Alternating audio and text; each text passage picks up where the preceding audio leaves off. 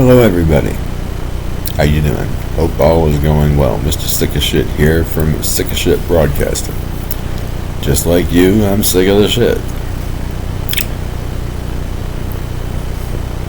I was away, my apologies, for a while.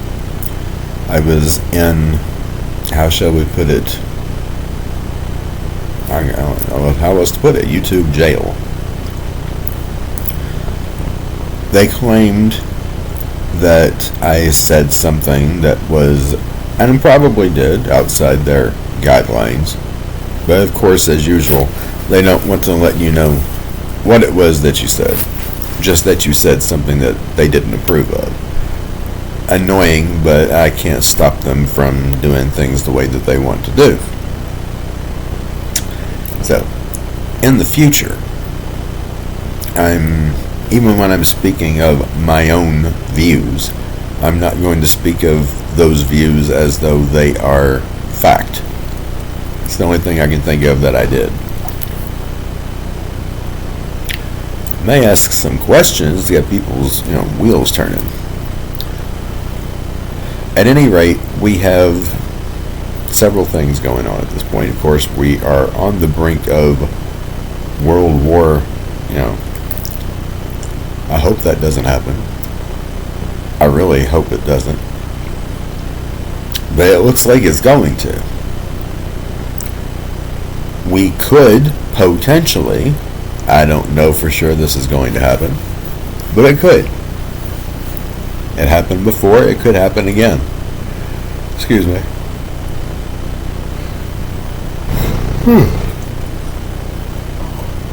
I hope we don't see a revolution take place in this country. Much less a civil revolution. People want to use a different word, a different word. But that's what it seems to me, anyway, could be in the coming year. What point? I don't know. May not even be next year. I don't know. But it looks like it could be. We've got water level decreasing badly in the Panama Canal. Nowhere near as many ships as normal are getting through. The ships are getting stuck in mud. The Suez Canal is experiencing a lot of heat. It is being claimed that Yemeni's Houthis are shooting at cargo ships, every ship that comes through there. Whether it's them or someone else or not, I don't know for sure. I'm just telling you what I'm hearing, who I'm hearing that's doing this. Insurance companies obviously don't want to insure these ships if they're going through the Suez Canal because they could be severely damaged. And a lot of them are being severely damaged. So a lot, if not all, of everything that is needed throughout the world that's being imported is likely going to have to now be going through the Red Sea, which is a major out-of-the-way, long way of getting things where they're going. So it's going to cost everyone involved in the shipping more money to get these items where they need to go, which means by the time they get where they need to go and they get on the shelves, the prices are going to be up for everyone trying to buy these things. At least that makes sense to me. Again, nothing that I'm saying here is intended to be taken as an absolute. Information is fluid. It can change at any time.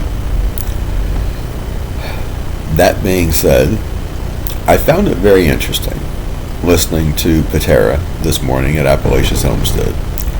She said, I'm not going to say who it was because I think if you listen to her most recent video, you'll probably figure out pretty quickly who it was that told her that we have entered into another shift, another paradigm, if you will.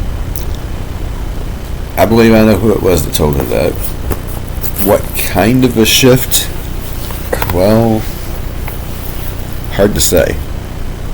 But it feels, personally to me, it feels like we could have maybe entered into a shift that involves a lot of chaos. And I'm talking about chaotic circumstances outside of what most of us would generally tend to expect. We'll put it that way. The main thing that I want everybody to get from this video, this message, is if we find ourselves, or if you find yourself in a situation where varying groups of people are fighting amongst themselves, possibly even fighting with each other, that kind of thing, or worse, possibly, don't get involved in it. Just don't get involved in it. It's not your fight. Don't get involved in it. The only thing that any of us needs to be doing at this point, unless it's a situation where we have no other alternative but to do whatever it takes to defend our home, property, family, unless you find yourself in a situation where you have to do something like that, then don't do it. Ask questions and don't do anything like that except as a last resort if you have to. Don't get involved in the fighting.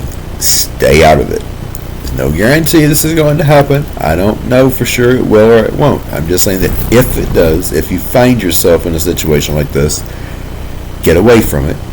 Stay out of it. Don't get involved. You concern yourself with your own individual community when the time comes. Let other communities concern themselves with their own protection. You focus on your own community, your family. That's what you need to focus on. Build an alliance, even if it's starting out with just one person on your block or one person in your neighborhood, what have you. Find someone who understands where you're coming from, who sees the writing on the wall, to ally yourself with. Let them get to know you, find out they can trust you. Then if a serious situation like Klaus Schwab of the World Economic Forum has warned us was going to happen. He actually said, I heard him with my own ears, he said it's going to happen. That the infrastructure of every country in the world is going to be experiencing a serious cyber attack, and that when it does, he specifically said himself, this is not me speaking, this is him, okay? I heard him say, it will make COVID-19 look insignificant. Now, you may feel that it was insignificant anyway. That's up to you. I'm not trying to tell anyone how to feel about one narrative or another. That's not what I'm here for. I'm just saying, get yourself involved with somebody close to you, someone geographically close to you. Begin an alliance. You have to start somewhere. Then if something serious does take place, national and or global catastrophe,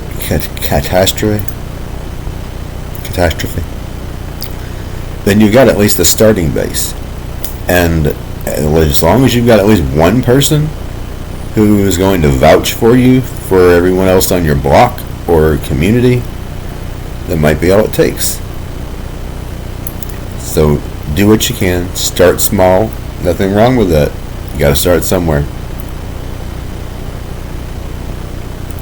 If we do see a serious issue with the supply chain, when food and other goods are available, they may be out there, as far as price is concerned. I was pretty shocked yesterday. I went to Walmart. Will not buy another one of these from Walmart. I will go online and look for something somewhere that will cost less money. I needed a 50-foot heavy-duty extension cord. Never would have expected that it would even cost $44, which is what the shelf tag said.